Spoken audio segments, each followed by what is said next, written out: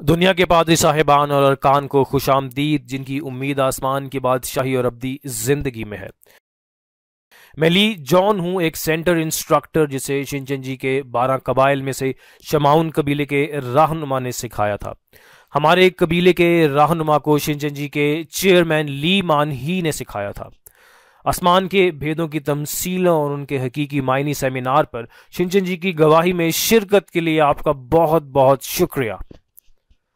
آج کے لیکچر کا موضوع تمثیلی آگ، بخور دان اور برتن کے معنی پر ہوگا۔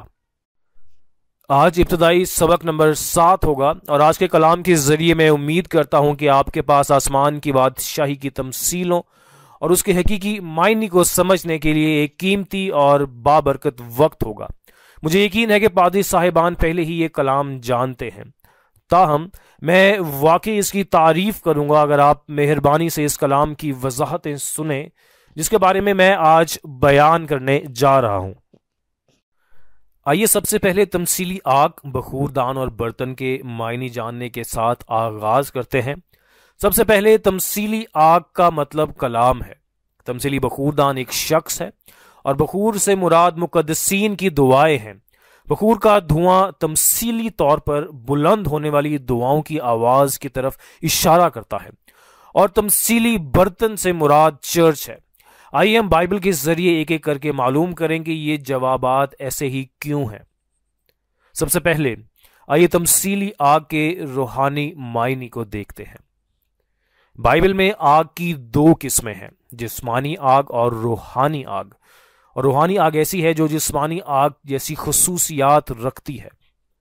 بائبل کے پرانے عہد نامہ میں پیدائش کے 19ویں باب میں خدا نے حقیقی یعنی جسمانی آگ کے ساتھ سدوم اور امورا کی عدالت کی جو گناہ سے بھرے ہوئے تھے۔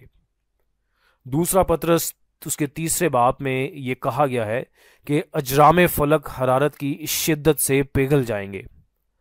مکاشفہ 20 باب یہ بھی کہتا ہے کہ 1000 سال بعد آگ آسمان سے نازل ہو کر دشمنوں کو کھا جائے گی۔ اس قسم کی آگ حقیقی جسمانی آگ ہے، اور یہ جسمانی آگ کی عدالت کا واقعہ ہے۔ آج اس سبق میں ہم روحانی آگ جو جسمانی آگ کی خصوصیات رکھتی ہے اس پر ایک نظر ڈالیں گے۔ ان آسمان کے بھیدوں کی تمثیلوں اور ان کے حقیقی معنی پر گواہی کے کلام میں سے آئیے آج آگ کے حقیقی معنی کو سمجھنے کے لیے سب سے پہلے لوکا 12 باب اس کی 49ویں آیت پڑھتے ہیں۔ لوکا 12 باب اس کی 49 آیت۔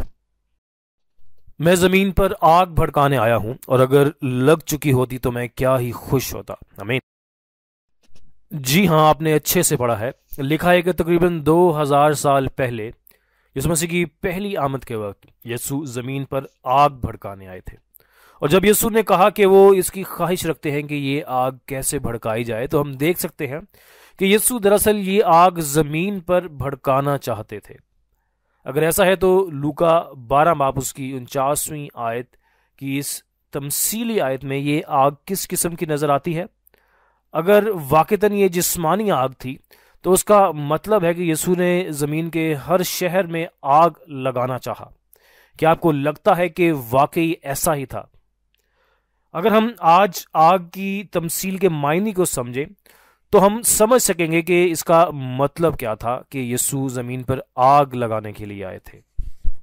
مزید برآں ہم آخری زمانہ میں آگ کی عدالت کے معنی کو سمجھنے کے قابل ہو جائیں گے، اور ہم واضح طور پہ سمجھنے کے قابل ہو جائیں گے کہ یسوع کے لیے آگ سے بپتسمہ دینے کا مطلب کیا تھا۔ بہت سے لوگ آخری زمانہ میں آگ کی عدالت کی مختلف تشریحات کر رہے ہیں، کہتے ہیں کہ یہ ایٹمی جنگ ہے یا یہ تیسری جنگ عظیم ہے۔ آئیے دیکھیں، بائبل کے ذریعے جانچتے ہیں کہ آیا آگ کی عدالت جسمانی آگ کی عدالت ہے یا یہ روحانی آگ کی عدالت ہے۔ تمثیلی آگ کے معنی کی وضاحت کرنے کے لیے سب سے پہلے تمثیلی آگ کلام کی طرف اشارہ کر رہی ہے۔ درست جواب دینے کی وجہ یہ ہے کہ تقریباً 2000 سال پہلے یسوع نے یوحنا 16 باب اس کی 25ویں آیت میں وعدہ کیا تھا کہ میں نے یہ باتیں تم سے تمثیلوں میں کہیں، وہ وقت آتا ہے کہ پھر تم سے تمثیلوں میں نہ کہوں گا بلکہ صاف صاف تمہیں باپ کی خبر دوں گا۔ اور چونکہ آج وعدہ کیا گیا وقت آ گیا ہے، ہم تمام تمثیلوں کی حقیقت کو صحیح طریقے سے سمجھنے کے قابل ہو گئے ہیں۔ ہمیں تمثیلوں کے معنی کو سمجھنا چاہیے، ہم بائبل اور آسمانی بادشاہی کو سمجھنے کے قابل ہو جائیں گے۔ مجھے امید ہے کہ ہر کوئی اس نازل شدہ کلام کے ذریعے آسمان کی بادشاہی میں جا سکے گا جو آسمان سے نازل شدہ کلام ہے۔ اب ہم بائبل میں آگ کی تمثیل پر ایک نظر ڈالتے ہیں۔ جیسا کہ آپ پہلے ہی جانتے ہیں، خدا نے اپنی تخلیق کی جسمانی خصوصیات کو لے کر تمثیلوں کے تمام بھیدوں کو روحانی طور پہ بیان کیا۔ اگر ہم اس کی تخلیق کی جسمانی خصوصیات کو سمجھ لیں تو ہم روحانی تمثیلوں کے حقیقی معنی آسانی سے سمجھ سکیں گے۔ لہٰذا آئیے پہلے آگ کی جسمانی خصوصیات پر ایک نظر ڈالتے ہیں۔ آگ، جیسا کہ آپ جانتے ہیں، بہت گرم ہوتی ہے۔ ہر چیز کو آگ سے جلایا جا سکتا ہے، اور جو کچھ جل سکتا ہے وہ تباہ ہو سکتا ہے۔ اس طرح اگرچہ آگ لوگوں کے لیے بہت فائدہ مند ثابت ہو سکتی ہے، لیکن اگر اس کا غلط استعمال کیا جائے تو یہ ایک ایسی آفت بھی بن سکتی ہے جو ہر چیز کو جلا کر خاک کر دیتی ہے۔ آئیے بائبل کے ذریعے آگ کے روحانی معنی کو ایک ایک کر کے دیکھتے ہیں۔ سب سے پہلے یرمیہ 23 باب اس کی 29ویں آیت کو پڑھتے ہیں۔ کیا میرا کلام آگ کی مانند نہیں ہے، خداوند فرماتا ہے، اور ہتھوڑے کی مانند جو چٹان کو چکنا چور کر ڈالتا ہے۔ آمین۔ آپ نے اچھے سے پڑھا ہے، جیسا کہ ہم نے یرمیہ 23 باب اس کی 29ویں آیت میں دیکھا ہے۔ لکھا ہے کہ خدا کا کلام آگ کی مانند ہے۔ خدا کے کلام کو آگ سے تشبیہ دی گئی ہے، کیونکہ جس طرح آگ کی گرم ہونے کی خصوصیات ہیں وہ جلاتی اور بھسم کرتی ہے، اسی طرح خدا کا کلام بھی ہمارے گناہوں کو جلا کر بھسم کرتا ہے اور برے لوگوں کی عدالت کرتا ہے جو گناہ کرتے ہیں۔ نیز یرمیہ 5 باب اس کی 14ویں آیت میں خدا کا کلام جو یرمیہ نبی کے منہ میں تھا آگ کی مانند بنا دیا گیا، اور کلام کی آگ لکڑی کی مانند لوگوں کو بھسم کرتی ہے۔ اس کا مطلب یہ ہے کہ خدا کا کلام جو خدا کی آگ ہے قانون بنتا ہے اور ان لوگوں کی عدالت کرتا ہے جنہوں نے گناہ کیا، جس طرح جسمانی آگ جسمانی درخت کو جلا کر تباہ کر دیتی ہے۔ اور اس بات کی ہم نے بائبل کے ذریعے تصدیق کی ہے، اور جو تمثیلی آگ ہے اس کا مطلب خدا کا کلام ہے۔ مجھے یقین ہے کہ آپ نے سمجھ لیا ہے کہ خدا کا کلام ہمارے گناہوں کو جلا سکتا ہے، یہ گناہ گار لوگوں کی عدالت بھی کر سکتا ہے۔ اس کے بعد آئیے آخری وقت میں آگ کے ذریعے کی گئی عدالت پر ایک نظر ڈالتے ہیں، جس کے بارے میں آج بہت سے مسیحی اور یہاں تک کہ دنیا میں ہر کوئی حیران اور پریشان ہے۔ بہت سے لوگ آخری دنوں میں آگ کے ذریعے عدالت کو ایک بہت بڑی تباہی کے طور پہ سوچتے ہیں جو جسمانی طور پر پیش آئے گی، یہ کہتے ہوئے کہ یہ ایٹمی جنگ یا تیسری جنگ عظیم یا کرۂ ارض کا خاتمہ ہوگا۔ نتیجے کے طور پہ بہت سے لوگ آگ کے ذریعے عدالت سے ڈرتے ہیں اور وہ امید کرتے ہیں کہ آخری وقت کبھی نہ آئے۔ آپ سب کا اس بارے میں کیا خیال ہے؟ کسی کی عدالت کیوں ہوتی ہے؟ اسی شخص کو سزا ملتی ہے جو گناہ کرتا ہے، لیکن پھر تمام سیارے زمین اور تمام مخلوقات کی عدالت کیوں کی جاتی ہے جب وہ گناہ کرنے والے نہیں ہیں؟ کیا سب کچھ خدا کی تخلیق نہیں ہے؟ اس طرح ہمیں یہ سمجھنا چاہیے کہ آگ کی عدالت آگ سے جسمانی عدالت نہیں ہے، بلکہ یہ روحانی آگ کے ذریعے عدالت ہے۔ پھر روحانی آگ کی عدالت کیا ہے؟ چونکہ آگ کی تمثیل کا مطلب خدا کے کلام کی طرف اشارہ ہے، اس لیے روحانی آگ کی عدالت کا مطلب کلام کے ذریعے عدالت کرنا ہے۔ آئیے اس بات کو بائبل کے ذریعے چیک کرتے ہیں۔ سب سے پہلے ملاکی 4 باب اس کی پہلی 2 آیات کی پرانے عہد نامے کی پیشن گوئیوں کو پڑھتے ہیں۔ ملاکی 4 باب اس کی پہلی 2 آیات۔ کیونکہ دیکھو وہ دن آتا ہے جو بھٹی کے مانند سوزان ہوگا، تب سب مغرور اور بد کردار بھوسے کے مانند ہوں گے، اور وہ دن ان کو ایسا جلائے گا کہ شاخ و بن کچھ نہ چھوڑے گا۔ رب الافواج فرماتا ہے، لیکن تم پر جو میرے نام کی تعظیم کرتے ہو آفتاب صداقت طالع ہوگا، اور اس کی کرنوں میں شفا ہوگی، اور تم گاؤ خانہ کے بچڑوں کی طرح کودو پھاندو گے۔ آمین۔ آپ نے خوب پڑھا، ملاکی 4 باب اس کی پہلی 2 آیات کے کلام کو دیکھتے ہوئے خدا نے پیشن گوئی کی کہ ایک دن آئے گا جو آگ کی بھٹی کی طرح جلے گا۔ اس دن لکھا ہے کہ مغرور اور بد کردار بھوسے کی طرح ہو جائیں گے، کھونٹی سوکھی گھاس کی مانند ہے۔ پھر جب ملاکی کی پیشن گوئیاں پوری ہوں گی تو یہ وعدہ کر رہا ہے کہ ایک آگ کی عدالت ہوگی جس میں تمام شریر آگ سے جل جائیں گے۔ اگر یہ آگ کی عدالت جسمانی ہے تو یہ ایک بہت بڑی آفت اور تباہی ہوگی، کیا ایسا نہیں ہے؟ دوسری طرف خدا سے ڈرنے والوں کے لیے یہ لکھا ہے کہ آفتاب صداقت اپنی کرنوں میں شفا کے ساتھ طلوع ہوگا۔ دوسرے لفظوں میں ان کی عدالت آگ سے نہیں کی جائے گی بلکہ انہیں بحال کیا جائے گا اور بچایا جائے گا۔ یہ ایک ایسا واقعہ ہے جس میں عدالت اور نجات ایک ہی وقت میں واقع ہوتی ہے۔ آئیے دیکھتے ہیں کہ ملاکی کی یہ پیشن گوئی تقریباً 400 سال بعد یسوع مسیح کی پہلی آمد کے وقت کیسے پوری ہوتی ہے۔ جیسا کہ متی 3 باب اس کی 12ویں آیت میں دیکھا گیا ہے، یسوع جو تقریباً 2000 سال پہلے اس زمین پر آیا تھا، اس نے ایمانداروں کو اکٹھا کیا جو گیہوں کی طرح ہیں، جو خدا کے بیج سے دوبارہ پیدا ہوئے۔ روحانی طور پہ ان کو کھتے میں جمع کیا، انہیں کاٹا اور انہیں بحال کیا۔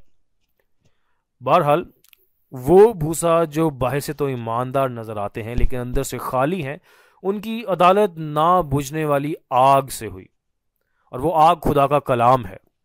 متی 23 باب اس کی 33ویں آیت کے مطابق یسوع نے فقیوں اور فریسیوں کی عدالت کی جو اس وقت کے پادری تھے۔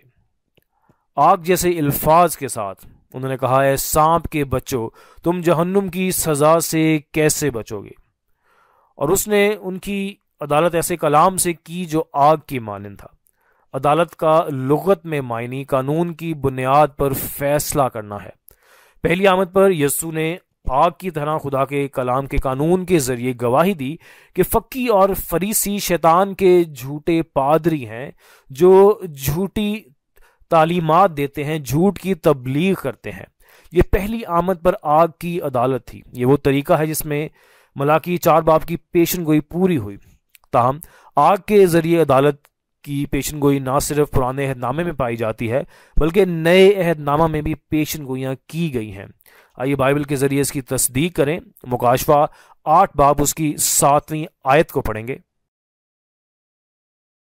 اور جب پہلے فرشتے نے نرسنگا پھونکا تو خون سے ملے ہوئے اولے اور آگ پیدا ہوئی اور زمین پر ڈالی گئی، اور تہائی زمین جل گئی اور تہائی درخت جل گئے اور تمام ہری گھاس جل گئی۔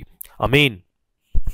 آپ نے بہت اچھے سے پڑھا۔ مکاشفہ 8 باب اس کی 7ویں آیت میں یہ درج ہے کہ خداوند کی دوسری آمد پر اولے اور آگ خون کے ساتھ مل کر زمین پر آسمان سے اتریں گے، اور زمین کا 1/3 حصہ درخت اور گھاس آگ سے جل جائے گا۔ یہ بہت ہی خوفناک ہوگا اگر جسمانی طور پر ایسا کچھ ہو۔ اس پیشن گوئی کے کلام کی بنیاد پر کچھ دعویٰ کرتے ہیں کہ جب یسوع واپس آئے گا تو زمین ختم ہو جائے گی۔ کچھ نے آگ کو ایٹم بم سے تعبیر دیا، کچھ نے آتش فشاں کے پھٹنے سے، اور دوسروں نے تیسری جنگ عظیم سے اس کو تعبیر دی۔ لیکن ہم سب کو سب سے پہلے یہ جاننا ہے کہ واعظ 1 باب اس کی 4 آیت میں کیا لکھا ہے۔ یہ لکھا ہے کہ ایک پشت جاتی ہے اور دوسری پشت آتی ہے، پر زمین ہمیشہ قائم رہتی ہے۔ تو ایک پشت جا سکتی ہے اور دوسری پشت آ سکتی ہے، اور سلسلہ مسلسل دہرایا جا سکتا ہے۔ تاہم کیا خدا نے یہ نہیں کہا کہ زمین ہمیشہ قائم رہے گی؟ اس کا مطلب یہ ہے کہ آگ کے ذریعے جو عدالت ہوتی ہے وہ اس آگ کی عدالت نہیں ہے جو زمین کو فنا کر دیتی ہے۔ آپ یہ بھی جانتے ہوں گے کہ مکاشفہ کی کتاب ایک پیشن گوئی کی کتاب ہے جو تمثیلوں میں لکھی گئی۔ عدالت آگ کی عدالت نہیں ہے جو جسمانی طور پر زمین کو جلا دیتی ہے اور اسے بھسم کر دیتی ہے۔ اور ہم پہلے ہی سیکھ چکے ہیں کہ آگ، درخت اور گھاس کی تمثیل کیا ہے۔ آگ خدا کا کلام ہے اور زمین، درخت اور گھاس کی تمثیل روحانی طور پر لوگوں کی طرف اشارہ کرتی ہے۔ دوسرے لفظوں میں، جیسا کہ یوحنا 12 باب اس کی 48 آیت میں درج ہے، آخری دنوں میں عدالت یسوع کے کلام سے ہوگی۔ مکاشفہ 20 باب اس کی 12ویں آیت میں یہ درج ہے کہ آخری وقت بائبل کے کلام کے مطابق خدا کے سامنے ہمارے اعمال کے مطابق عدالت کی جائے گی۔ لہٰذا یسوع کی دوسری آمد پر آگ کے ذریعے عدالت زمین کو ختم کرنے والی جسمانی آگ کی عدالت نہیں ہے، بلکہ کلام کے ساتھ ایک روحانی عدالت ہے۔ لہٰذا ایماندار جو خدا اور یسوع پر یقین رکھتے ہیں اور جن کی امید آسمان اور نجات پر ہے، انہیں زمین کے خاتمے سے خوف زدہ نہیں ہونا چاہیے، بلکہ اس کی جانچ کرنی چاہیے کہ وہ کتنا جانتے ہیں، خدا کے کلام کو برقرار رکھتے ہیں اور اس پر کتنا عمل کرتے ہیں۔ اب آئیے آگ کے بپتسمہ کو دیکھیں جو ہمارے گناہوں کو جلا دیتا ہے۔ سب سے پہلے بپتسمہ کا مطلب ہے دھونا اور صاف کرنا۔ تو پھر آگ کے بپتسمہ کا کیا مطلب ہوا؟ جی ہاں، بالکل ٹھیک کہا آپ نے، اس کا مطلب کلام کے ذریعے بپتسمہ ہے۔ آئیے اس کو بہتر طور پر سمجھنے کے لیے یسایہ 6 باب اس کی 6 تا 7 آیات کے کلام کو ایک ساتھ پڑھتے ہیں۔ اس وقت سرافیم میں سے ایک سلگا ہوا کوئلہ جو اس نے دستے پناہ سے مذبح پر سے اٹھا لیا، اپنے ہاتھوں میں لے کر اڑتا ہوا میرے پاس آیا اور اس سے میرے منہ کو چھوا اور کہا، دیکھ اس نے تیرے لبوں کو چھوا، پس تیری بد کرداری دور ہوئی اور تیرے گناہ کا کفارہ ہو گیا۔ آمین۔ آپ نے اچھے سے پڑھا ہے۔ یسایہ 6 باب میں ہم دیکھتے ہیں کہ ایک فرشتہ یسایہ کے پاس قربان گاہ سے کوئلوں کے ساتھ آیا اور یسایہ نبی کے منہ کو چھوا۔ یسایہ کے منہ کا کیا ہوگا؟ اگر فرشتہ اپنے ساتھ جسمانی کوئلہ لایا تھا تو کیا یہ اسے جلا نہیں دے گا؟ صرف اس کے بارے میں سوچتے ہوئے آپ ضرور تصور کر سکتے ہیں کہ یہ کتنا خوفناک ہوگا۔ لیکن عجیب بات یہ ہے کہ لکھا ہے جب یسایہ کو یہ زندہ کوئلہ ملا تو اس کی بد کرداری دور ہوئی اور گناہ کا کفارہ ہو گیا۔ پھر یسایہ نبی خدا کا بندہ بن گیا جس نے خدا کے کلام کی تبلیغ کی۔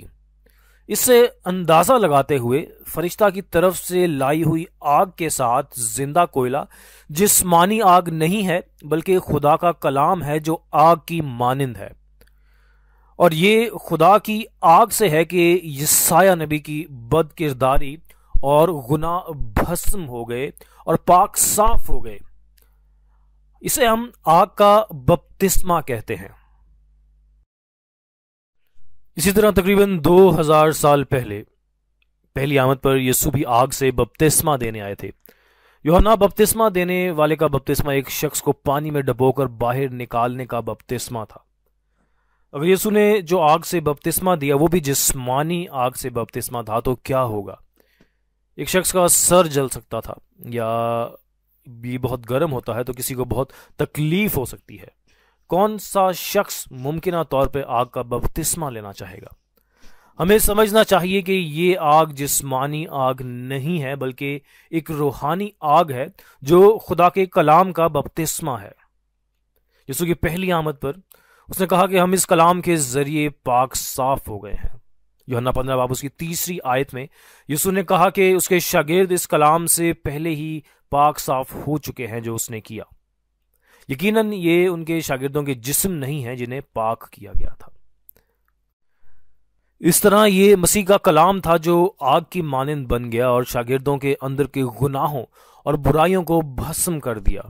یہ آگ سے بپتسمہ تھا جو یسوع نے پہلی آمد پر دیا۔ خلاصہ کرنے کے لیے ہمیں یاد رکھنا چاہیے کہ آگ کا بپتسمہ کلام کا بپتسمہ ہے۔ اس کے علاوہ جیسا کہ آپ جانتے ہیں بائبل میں 2 روحانی ہستیاں ہیں، خدا اور شیطان۔ اسی وجہ سے روحانی چیزیں بھی 2 قسم کی ہیں۔ تمثیلی آگ بھی، اگر خدا کی آگ ہے تو شیطان کی آگ بھی موجود ہے۔ ہمیں یہ بات یاد رکھنی چاہیے کہ یہ آگ بھی 2 قسم کی ہے۔ اس بار ہم شیطان کی آگ پر غور کریں گے۔ شیطان کی آگ کا حقیقی روحانی معنی کیا ہے؟ جی ہاں، شیطان کی آگ سے مراد شیطان کا کلام ہے، یہ اس کا جھوٹ ہے۔ بہتر سمجھ حاصل کرنے کے لیے آئیے صحیفوں میں سے دیکھتے ہیں۔ آئیے سب سے پہلے اخبار 10 باب اس کی پہلی 2 آیات کو ایک ساتھ مل کر پڑھتے ہیں۔ اور ندب اور ابیہو نے جو ہارون کے بیٹے تھے اپنے اپنے بخوردان کو لے کر ان میں آگ بھری، اور اس پر اور اوپری آگ جس کا حکم خداوند نے ان کو نہیں دیا تھا خداوند کے حضور گزرانی، اور خداوند کے حضور سے آگ نکلی اور ان دونوں کو کھا گئی، اور وہ خداوند کے حضور مر گئے۔ آپ نے اچھے سے پڑھا ہے۔ اخبار 10 باب اس کی پہلی 2 آیات میں ہم دیکھتے ہیں کہ سردار کاہن ہارون کے بیٹوں ندب اور ابیہو نے خدا کے حضور نذرانہ پیش کیا، خدا کے حکم کے خلاف بخور دان میں اوپری آگ بھری، اور اس طرح آگ خداوند کے حضور سے نکلی اور انہیں بھسم کر دیا، اور وہ خداوند کے سامنے مر گئے۔ بلا شبہ اس وقت کا واقعہ ایک اصلی واقعہ ہے، لیکن اگر ہم اس کے روحانی مفہوم کو دیکھیں تو ندب اور ابیہو نے جو اوپری آگ بخور دان میں بھری ہے وہ شیطان کی آگ کی طرح ہوگی، یہ اس کا جھوٹ ہے۔ جس کی دوسری آمد پر بھی یہ پیشن گوئی کی گئی ہے کہ لوگ شیطان کی آگ سے مارے جائیں گے۔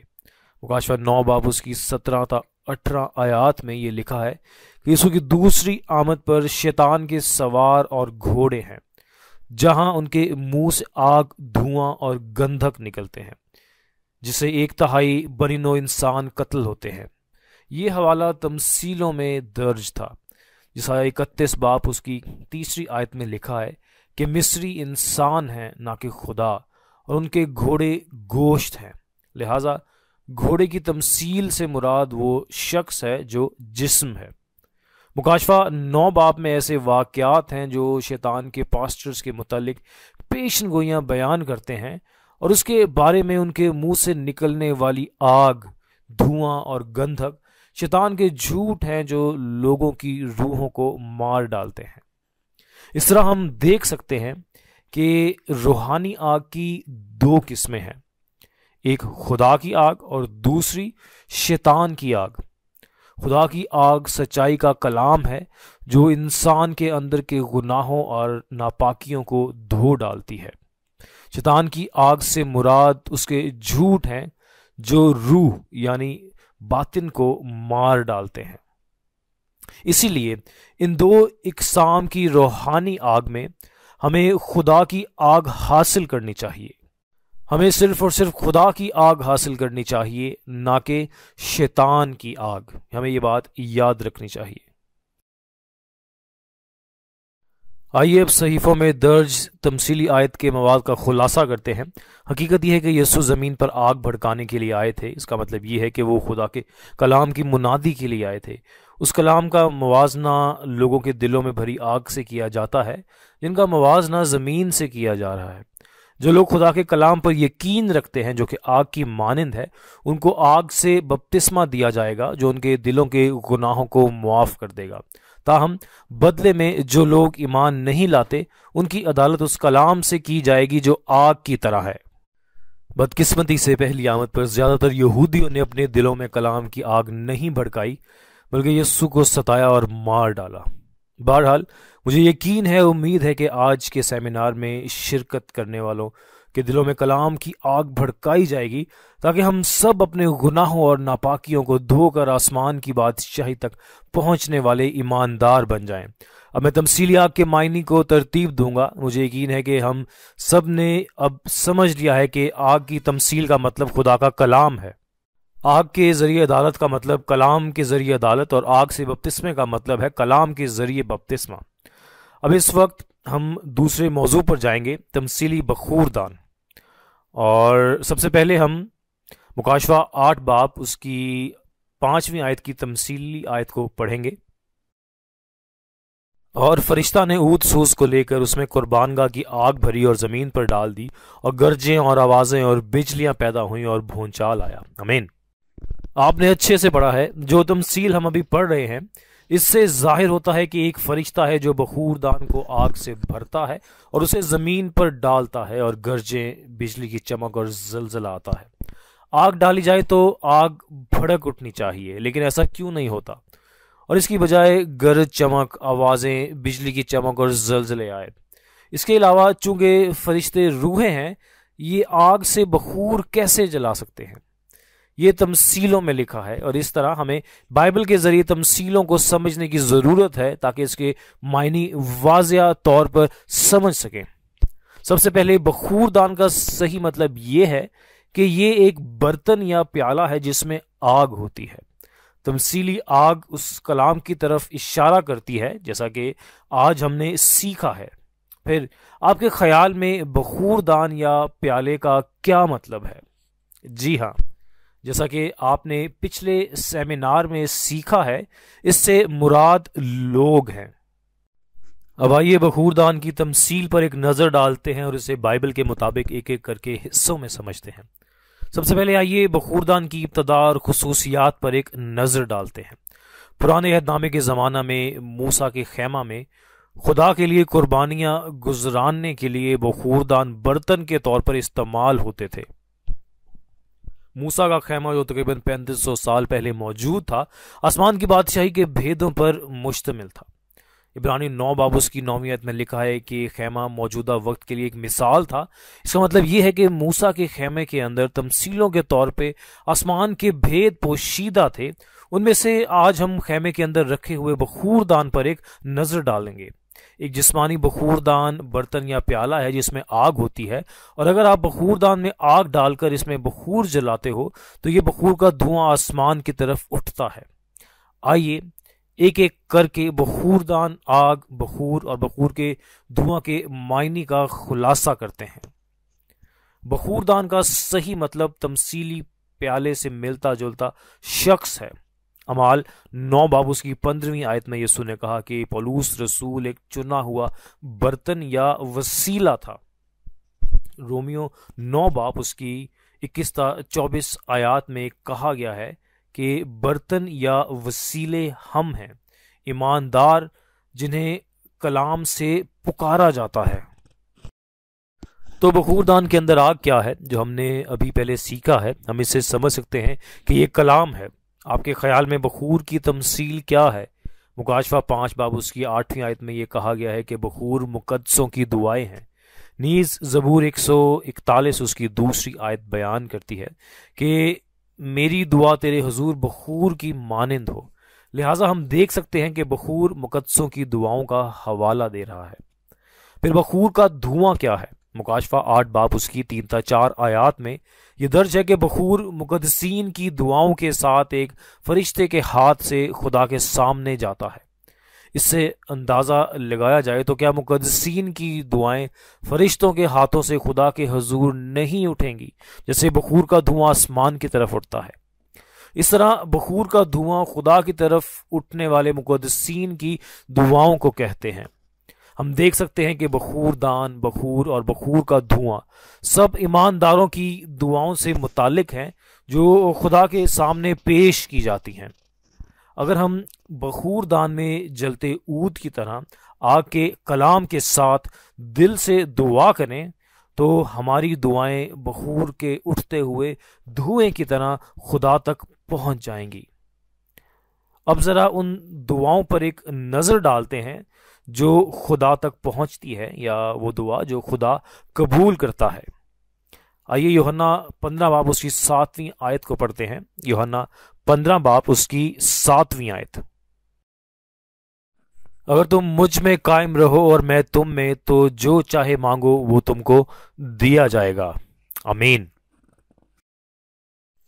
آپ نے اچھے سے پڑھا ہے۔ یوحنا 15 باب اس کی 7ویں آیت میں یسوع نے کہا اگر تم مجھ میں اور میری باتیں تم میں قائم رہیں تو جو چاہو مانگو وہ تمہیں دیا جائے گا۔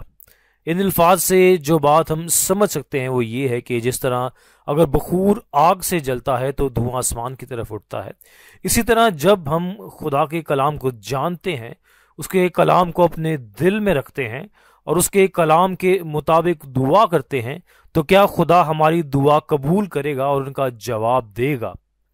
وہ دعائیں جو خدا کے کلام یا اس کی مرضی کو جانے بغیر کی جاتی ہیں وہ خدا کے لیے مناسب دعائیں نہیں ہیں۔ لہٰذا میں امید کرتا ہوں کہ ہم ایسے لوگ بنیں جو پہلے خدا کے کلام کو سمجھیں اور کلام کے مطابق دعا کریں تاکہ ہماری دعائیں خدا کے حضور پہنچیں اور ہم اس طریقے سے دعا کرنے والے بن جائیں۔ پھر آئیے ہر دور میں ظاہر ہونے والے بخور دان کی حقیقت پر ایک نظر ڈالتے ہیں۔ آئیے سب سے پہلے یوحنا 4 باب اس کی 24ویں آیت کو پڑھتے ہیں۔ خدا روح ہے، اس لیے لازم ہے کہ اس کے پرستار روح اور سچائی سے اس کی پرستش کریں۔ آمین۔ آپ نے اچھے سے پڑھا ہے، تقریباً 2000 سال پہلے بخور دان کی حقیقت یسوع تھے، جنہوں نے اپنے دل میں سچائی کا کلام بھرا اور خدا کی عبادت اور دعا کی۔ یسوع نے یوحنا 4 باب اس کی 24ویں آیت میں کہا کہ خدا روح ہے، اس لیے جو اس کی عبادت کرتے ہیں ان کو روح اور سچائی سے عبادت کرنی چاہیے۔ یہاں تک کہ پہلی آمد پر بھی بہت سے ایمانداروں نے اپنے پاسٹرز جیسے فقیہ اور فریسیوں کے ذریعے خدا کے لیے قربانیاں، نذرانے اور دعائیں پیش کی، لیکن ان کی قربانیوں اور دعاؤں کو خدا نے قبول نہیں کیا۔ اور یہ صرف یسوع ہی تھا جس نے خدا کا کلام قبول کیا، جس کی عبادت روح اور سچائی کے ساتھ پیش کی گئی۔ جو قربانیاں تھیں وہ خدا نے قبول کی۔ لہٰذا آگ پر مشتمل پہلی آمد میں بخور دان کی حقیقت یسوع تھے۔ آئیے دیکھتے ہیں کہ کیا دوسری آمد کے وقت بھی کوئی چرواہا ہے جو ایک بخور دان کی مانند ہے، جو آگ کی طرح کلام لے کر عبادت اور دعا کرتا ہے۔ مکاشفہ 8 باب اس کی 5ویں آیت میں جو تمثیلوں میں درج ہے، اس بات کو ظاہر کیا گیا ہے کہ ایک فرشتہ ہے، ایک روح جو بخور دان لیتی ہے، جو اسے خدا کی قربان گاہ سے کی آگ سے بھرتی ہے اور اسے زمین پر ڈال دیتی ہے۔ جو کچھ ہم اس آیت میں دیکھ سکتے ہیں وہ یہ ہے کہ ایک چرواہا ہے جو دوسری آمد کے وقت ایک بخور دان کی طرح ہے، جسے خدا کے کلام کی آگ ملتی ہے۔ تاہم چرواہا کون ہے؟ مکاشفہ 2 باب اس کی 17 آیت میں یسوع نے غالب آنے والے کو پوشیدہ من دینے کا وعدہ کیا۔ جیسا کہ ہم پہلے ہی سیکھ چکے ہیں، پوشیدہ من ظاہر شدہ کلام ہے۔ یہ روحانی غذا ہے جو خداوند کی دوسری آمد پر کھائی جا سکتی ہے۔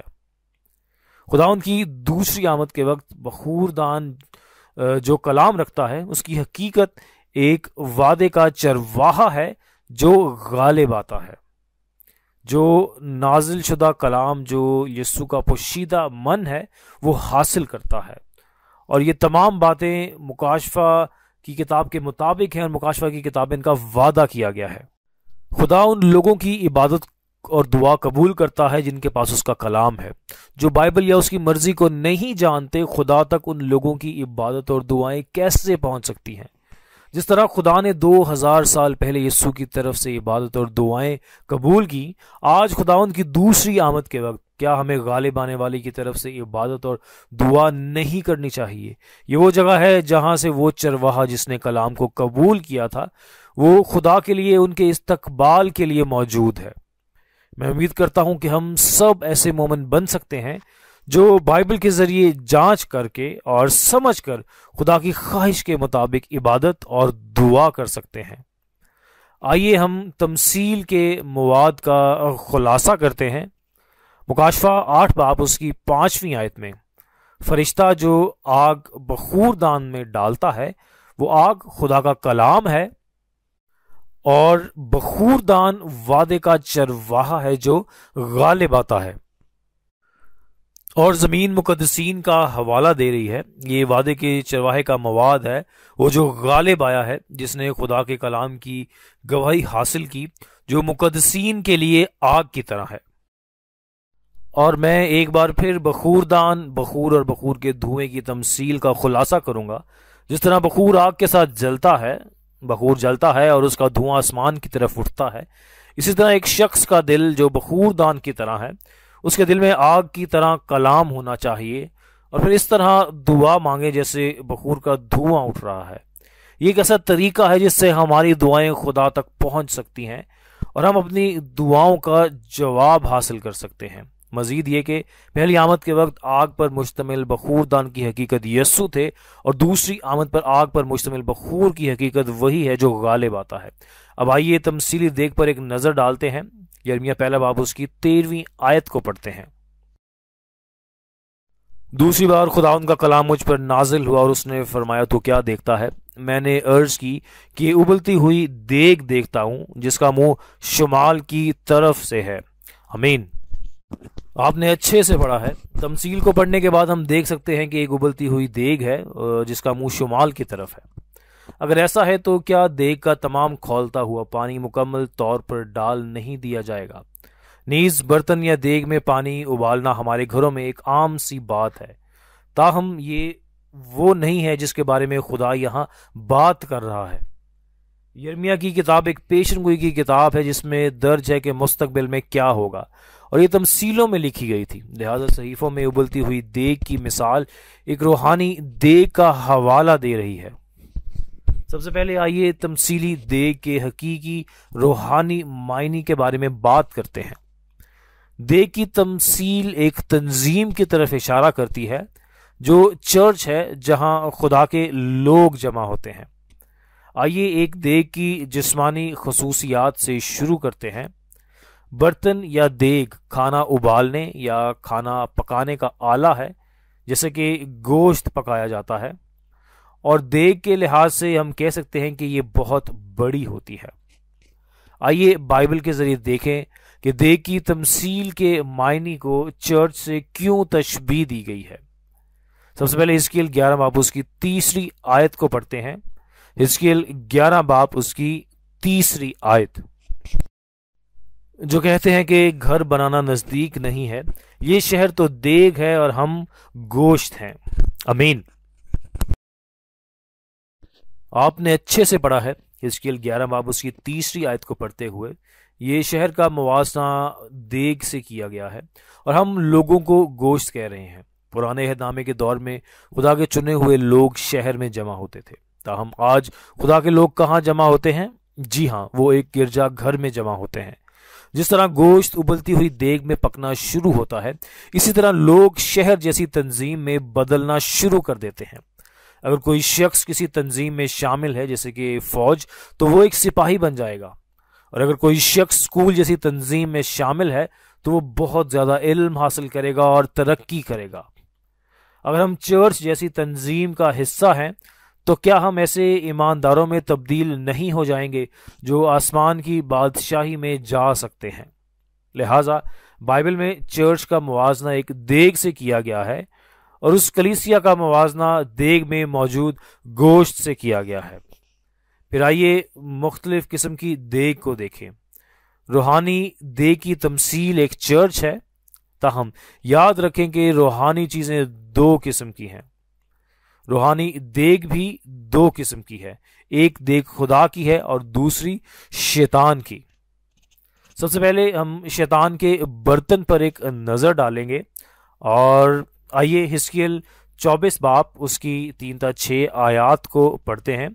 حزقیل 24 باب اس کی 3 تا 6 آیات۔ اور اس باغی خاندان کے لیے ایک تمثیل بیان کر اور ان سے کہے، خدا یوں فرماتا ہے کہ ایک دیگ چڑھا دے، ہاں اسے چڑھا اور اس میں پانی بھر دے، ٹکڑے اس میں اکٹھے کر، ہر ایک اچھا ٹکڑا یعنی ران اور شانہ اور اچھی اچھی ہڈیاں اس میں بھر دے، اور گلہ میں سے چن چن کر لے اور اس کے نیچے لکڑیوں کا ڈھیر لگا دے اور خوب جوش دے تاکہ اس کی ہڈیاں اس میں خوب ابل جائیں۔ اس لیے خدا یوں فرماتا ہے کہ اس خونی شہر پر افسوس، اور اس دیگ پر جس میں زنگ لگا ہے اور اس کا زنگ اس پر سے اتارا نہیں گیا، ایک ایک ٹکڑا کر کے اس میں سے نکال اور اس پر کرا نہ پڑے۔ آمین۔ آپ نے خوب پڑھا ہے۔ حزقیل 24 باب اس کی 3 تا 6 آیات میں پاسٹرز کے بارے میں تمثیلوں میں بیان کیا گیا ہے کہ وہ اپنے چرچ کی جماعت کو پکانے کے لیے ایک برتن میں جمع کرتے ہیں اور انہیں لفظوں سے ابالتے ہیں، بالکل اسی طرح جیسے گوشت کو برتن میں ڈال کر ابالا جاتا ہے جب تک کہ ہڈیاں نرم نہ ہو جائیں۔ اسی طرح جیسے جب کوئی شخص کسی کو کامیابی سے قائل کرتا ہے تو ہم پوچھ سکتے ہیں کہ تم نے اسے کیسے پکایا۔ اسی طرح پاسٹروں کے لفظوں سے برتن میں جماعت کو پکایا اور ابالا جاتا ہے۔ مسئلہ یہ ہے کہ یہ برتن ایک زنگ آلودہ برتن بن گیا ہے۔ اگر اس قسم کے برتن میں گوشت کو پکا کر ابال لیا جائے تو گوشت میں زنگ لگ جاتا ہے اور گوشت کو پھینک دینا پڑتا ہے۔ جماعت کے دلوں کو خدا کے کلام سے ابالنا چاہیے جو صاف پانی کی طرح ہے، لیکن جب وہ ایک دیگچی میں ابالے جا رہے ہیں تو کیا آخرکار ان کی تمام روحیں مر نہیں جائیں گی؟ یہی وجہ ہے کہ خدا کہتا ہے ان کے لیے کرا ڈالے بغیر اس کے ٹکڑے ٹکڑے کر کے خالی کرو۔ تاہم کس وجہ سے یہ پاسٹرز اپنے الفاظ سے جماعت کو پکا رہے ہیں؟ آئیے میکا 3 باب اس کی پہلی 3 آیات اور اس کی 11ویں آیت کو پڑھتے ہیں۔ اور میں نے کہا ہے یعقوب کے سرداروں اور بنی اسرائیل کے حاکموں سنو، کیا مناسب نہیں کہ تم عدالت سے واقف ہو؟ تم نیکی سے عداوت اور بدی سے محبت رکھتے ہو اور لوگوں کی کھال اتارتے اور ان کی ہڈیوں پر سے گوشت نوچتے ہو، اور میرے لوگوں کا گوشت کھاتے ہو، ان کی کھال اتارتے اور ان کی ہڈیوں کو توڑتے اور ان کو ٹکڑے ٹکڑے کرتے ہو گویا وہ ہانڈی اور دیگ کے لیے گوشت ہیں۔ اس کے سردار رشوت لے کر عدالت کرتے ہیں اور اس کے کاہن اجرت لے کر تعلیم دیتے ہیں اور اس کے نبی روپیہ لے کر فال گیری کرتے ہیں، تو بھی وہ خداوند پر تکیہ کرتے ہیں اور کہتے ہیں کیا خداوند ہمارے درمیان نہیں، بس ہم پر کوئی بلا نہ آئے گی۔ آمین۔ آپ نے خوب پڑھا۔ میکا 3 باب میں ہم پڑھتے ہیں کہ یہ ہمارے حکمران اور سردار اس دور کے پاسٹرز ہیں جو خدا کے لوگوں کی کھال اتارتے اور ان کی ہڈیوں پر سے گوشت نوچتے ہیں اور ان کو ٹکڑے ٹکڑے کرتے ہیں گویا وہ ہانڈی اور دیگ کے لیے گوشت ہیں۔ جیسا کہ میکا 3 باب اس کی 11ویں آیت میں دیکھا گیا ہے، خدا کے لوگوں کو ایک آلودہ برتن میں پکانے کی وجہ یہ تھی کہ وہ ان کی باتیں سنیں اور ان کو بہت زیادہ رقم ادا کریں۔ خدا نے پیشن گوئی کی تھی کہ ایسے پاسٹرز مستقبل میں ظاہر ہوں گے۔ جب وقت آیا تو فقی اور فریسی پہلی آمد پر ظاہر ہوئے۔ آئیے بائبل کے ذریعے جائزہ لیتے ہیں اور متی 23 باب اس کی 25 تا 28 آیات کو پڑھتے ہیں۔ متی 23 باب اس کی 25 تا 28 آیات۔ اے ریاکارو فقی اور فریسیو، تم پر افسوس کے پیالے اور رکابی کو اوپر سے صاف کرتے ہو مگر وہ اندر لوٹ اور ناپرہیز گاری سے بھرے ہیں۔ اے اندھے فریسی، پہلے پیالے اور رکابی کو اندر سے صاف کر تاکہ اوپر سے بھی صاف ہو جائیں۔ اے ریاکارو فقی اور فریسیو، تم پر افسوس کہ تم سفیدی پھری ہوئی قبروں کی مانند ہو جو اوپر سے تو خوبصورت دکھائی دیتی ہیں مگر اندر مردوں کی ہڈیوں اور ہر طرح کی نجاست سے بھری ہیں۔ اسی طرح تم بھی ظاہر میں تو لوگوں کو راست باز دکھائی دیتے ہو مگر باطن میں ریاکاری اور بے دینی سے بھرے ہو۔ آمین۔ آپ نے اچھا پڑھا۔ فقی اور فریسیوں نے تقریباً 2000 سال پہلے یہودیت پر قبضہ کر لیا تھا اور خدا کے لوگوں کو شیطان کے جھوٹ میں ابالتے تھے تاکہ وہ ان کی باتوں پر عمل کریں، اور وہ پاسٹر تھے جو باطنی طور پر لالچ اور بدعنوانی سے بھرے ہوئے تھے جنہوں نے خدا کے لوگوں کو بہت رقم ادا کرنے پر مجبور کیا، اور خدا نے یہ چیزیں بائبل میں لکھی ہیں تاکہ اپنے لوگوں کو یہ سمجھنے میں مدد کریں کہ انہیں کبھی بھی اس قسم کے روحانی برتن کا انتخاب نہیں کرنا چاہیے، اور اگر کوئی اس قسم کے برتن سے تعلق رکھتا ہے تو اسے وہاں سے جلدی سے باہر آنا چاہیے۔ آئیے اب خدا کے برتن پر ایک نظر ڈالتے ہیں۔ زکریا 14 باب اس کی 20 تا 21 آیات کو پڑھتے ہیں۔ اس روز گھوڑوں کی گھنٹیوں پر مرکوم ہوگا خداوند کے لیے مقدس، اور خداوند کے گھر کی دیگیں مذبح کے پیالوں کی مانند مقدس ہوں گی، بلکہ یروشلم اور یہودا میں کی سب دیگیں رب الافواج کے لیے مقدس ہوں گی، اور سب ذبیحے گزراننے والے آئیں گے اور ان کو لے کر ان میں پکائیں گے، اور اس روز پھر کوئی کنانی رب الافواج کے گھر میں نہ ہوگا۔ آمین۔ جی ہاں، آپ نے خوب پڑھا ہے۔ ان الفاظ میں پیشن گوئی کی گئی تھی کہ مقدس برتن ظاہر ہوں گے۔ اگر کسی کو روحانی طور پہ صاف برتن میں پکایا جائے تو خدا کا کلام کسی کے دل میں داخل ہو جائے گا، اور کیا ہم سب خدا کی صورت میں تبدیل نہیں ہو جائیں گے؟ اسی طرح زکریا 8 باب اس کی 3 آیت میں پیشن گوئی کی گئی ہے کہ سچائی کا شہر ظاہر ہوگا۔ سچائی کا شہر ایک شہر ہے جو سچائی کے کلام سے بنایا گیا ہے، وہ کلیسیا ہے۔ سچائی کا شہر پہلی آمد پر یسوع کے ارد گرد بنایا گیا ایک چرچ ہے، اور یہ چرچ ایک روحانی مقدس برتن بن جاتا ہے۔ پھر یسوع کی دوسری آمد کے وقت مقدس برتن کیا ہوگا؟ آئیے مکاشفہ 15 باب اس کی 5ویں آیت کو پڑھتے ہیں۔ مکاشفہ 15 باب اس کی 5ویں آیت۔ ان باتوں کے بعد میں نے دیکھا کہ شہادت کے خیمہ کا مقدس آسمان میں کھولا گیا۔ آمین۔ آپ نے خوب پڑھا ہے، مکاشفہ کے 15 باب اس کی 5ویں آیت میں یہ پیشن گوئی کی گئی ہے کہ شہادت کے خیمے کا مقدس خداوند کی دوسری آمد پر ظاہر ہوگا۔ یہ مقدس جو سب سے مقدس جگہ ہے ایک ہیکل ہوگی جو دوسری آمد پر سچائی کے کلام کی گواہی دے گی۔ شہادت کے خیمے کے مقدس کا مطلب یہ ہے کہ یہ خیمہ نئے عہد نامہ کی پیشن گوئیوں اور اس کی تکمیل کی حقیقت کی گواہی دیتا ہے۔ جو لوگ اس گواہی کے کلام کو سمجھتے اور اس پر یقین کرتے ہیں وہ خدا کے لوگ سمجھے جاتے ہیں جو نئے عہد کو برقرار رکھتے ہیں۔ لہٰذا یہ خیمہ خدا کا ایک مقدس برتن ہے۔ ہر چیز کا خلاصہ کرنے کے لیے مجھے یقین ہے کہ آپ نے برتن کی تمثیل کو ایک چرچ کے طور پہ سمجھا ہے جہاں خدا کے لوگ جمع ہوتے ہیں، اور برتنوں کی مختلف قسمیں ہیں، اور یہ تمثیل ہے کہ مقدس ترین برتن جو خدا کا برتن ہے اور زنگ آلودہ برتن جو شیطان کا برتن ہے۔ اسی طرح خدا ہمیں بائبل کے ذریعے بتا رہا ہے کہ ایک چرچ ہے جہاں سے سچائی بہتی ہے اور ایک چرچ ہے جہاں جھوٹ سکھایا جاتا ہے۔ لہٰذا میں امید کرتا ہوں کہ ہم بائبل کے ذریعے سمجھ سکتے ہیں اور ہوشیار ایماندار بن سکتے ہیں جو اس چرچ سے تعلق رکھتے ہیں جہاں سے خدا کی سچائی بہتی ہے۔ اب میں نتیجے پر جاتا ہوں۔ خدا ہمارے گناہوں کو آگ کی طرح کے کلام سے دھو دیتا ہے اور بدلے میں برائی کرنے والوں کی عدالت کرتا ہے۔ نیز وہ کسی بدکار کی دعا نہیں سنتا جس کے پاس کلام نہیں، بلکہ صرف راست بازوں کی دعائیں سنتا ہے جن کے پاس خدا کا کلام ہے۔ لہٰذا ہمیں بائبل کے آئینے میں اپنے آپ پر غور کرنا چاہیے اور جانچنا چاہیے کہ ہم خدا کی مرضی کو کتنا جانتے اور کتنا پورا کرتے ہیں۔ صحیح اور غلط کا واحد معیار بائبل ہے۔ میں امید کرتا ہوں کہ ہم سب ایماندار بن سکتے ہیں جو بائبل کو پوری طرح سمجھتے ہیں اور آسمان میں جانے کے قابل ہونے کی کوشش کرتے ہیں۔ ہم جو آخری زمانہ میں رہ رہے ہیں ہمیں آسمان کے تمام رازوں کو سمجھنا چاہیے۔ اس کی وجہ یہ ہے کہ اگر ہم آسمان کے رازوں کو نہ سمجھیں تو ہم آسمان میں نہیں جا سکتے۔ آج وہ وقت ہے کہ تمثیلوں کی واضح طور پہ گواہی دی جا رہی ہے جیسا کہ یسوع نے وعدہ کیا تھا۔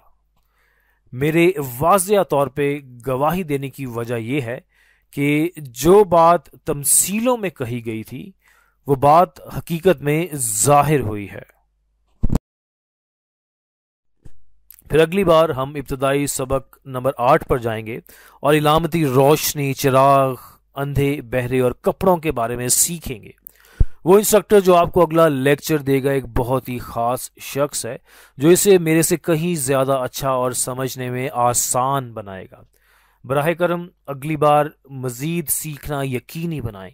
مجھے امید ہے کہ آج کا دن خدا اور یسوع کے کلام کے ذریعے بہت زیادہ پرفضل اور سمجھ بوجھ کا وقت تھا۔